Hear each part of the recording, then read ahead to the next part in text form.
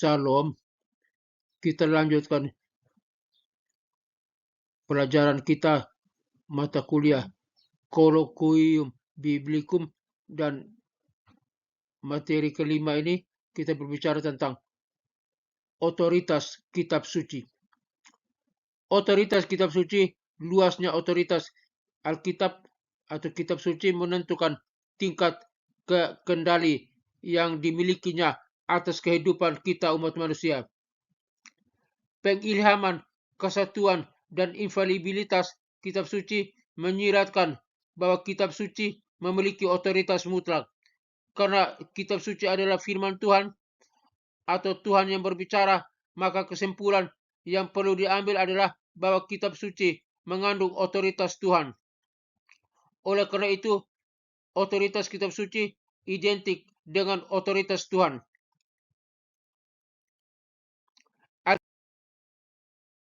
Kitab sendiri terkadang menyebut Tuhan dan kitab suci seolah-olah keduanya dapat dipersatukan.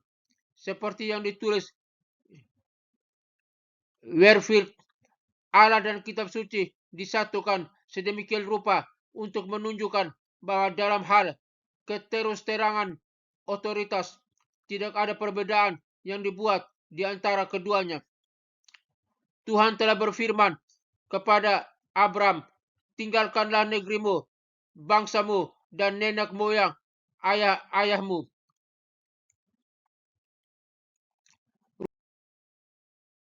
Rumah tanggamu, dan pergilah ke negeri yang akan kutunjukkan kepadamu, dan semua bangsa di muka bumi akan diberkati melaluimu.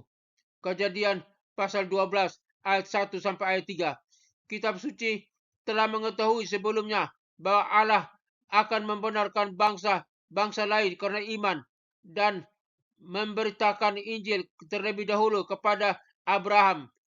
Segala bangsa akan diberkati melalui kamu. Galatia 3 ayat 8.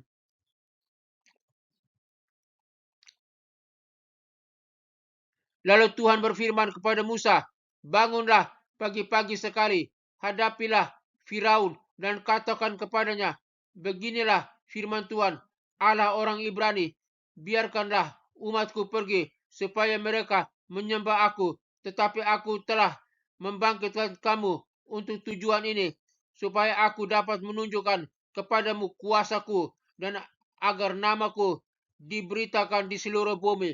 Keluaran 9 ayat 13 sampai ayat 16.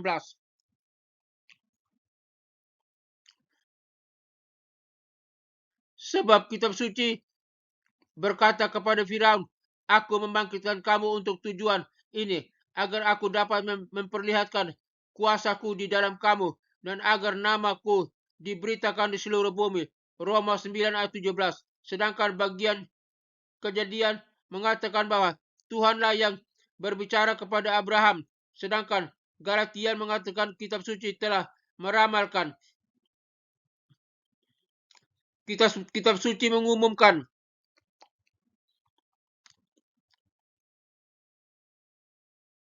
bagian dari Keluaran menyatakan bahwa Tuhanlah yang memberitahu Musa apa yang harus dikatakan kepada Firaun. Namun Roma mengatakan kitab suci berkata kepada Firaun, jika kita percaya bahwa Alkitab adalah firman Tuhan, maka kita juga akan menganggap Tuhan dan kitab suci seolah-olah keduanya identik. Kita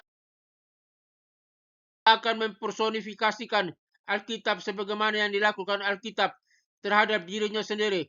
Siapapun yang tidak pernah melakukan hal ini mungkin tidak percaya bahwa Alkitab adalah firman Tuhan.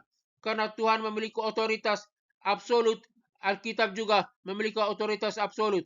Karena tidak ada perbedaan antara perkataan Tuhan dan perkataan Alkitab, maka tidak ada perbedaan antara menaati Tuhan dan menaati Alkitab.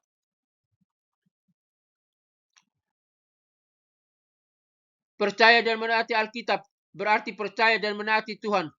Tidak percaya dan tidak menaati Alkitab berarti tidak percaya dan tidak menaati Tuhan. Alkitab lebih dari sekadar alat yang melaluinya Allah berbicara kepada kita. Sebaliknya, kata-kata dalam Alkitab adalah kata-kata yang Tuhan ucapkan, tidak ada perbedaan. Alkitab adalah suara Allah dan otoritas kitab suci bersifat total. Salam dan doa, John Virgil.